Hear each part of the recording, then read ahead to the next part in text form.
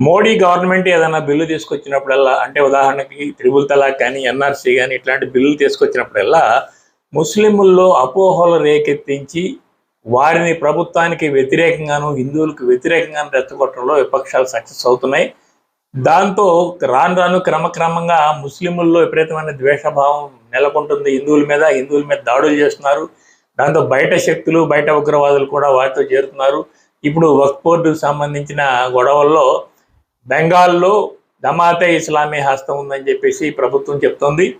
So ఈ నేపథ్యంలో సామాజిక పరమైన అంశాలు చాలా గందరగోళానికి గురవుతున్నాయి. కానీ ఇప్పుడు ఢిల్లీలో ఈ జరిగిన సంఘటన ఒక్కసారిగా ఉలికి పడేట్టు చేసింది. సీలంపూర్ అనే ఒక ప్రాంతం, ఢిల్లీలోని సీలంపూర్ అనే ఒక ప్రాంతంలో ఒక 17 ఏళ్ల హిందూ కునాల్ అనే అబ్బాయిని ముస్లిం యువకులు కొట్టి చంపారు. వాళ్ళ కుటుంబాన్ని అక్కడ ఆ ప్రాంతం వదిలి పారిపోవాలని హెచ్చరించారు.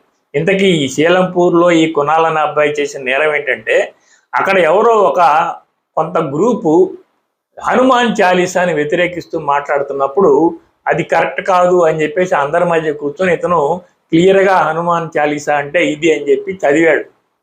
అప్పటి నుంచి ఇతని మీద ద్వేషం పెంచుకున్న ముస్లిం యువకులంతా కూడా రీసెంట్గా నిన్న కొట్టి చంపేశారు. దాంతో హిందువులంతా కూడా అక్కడ మొత్తం పోగై మాకు రేఖా గుప్తా కాదు యోగి ఆదిత్యనాథ్ కావాలని చెప్పి నినాదాలు చేశారు.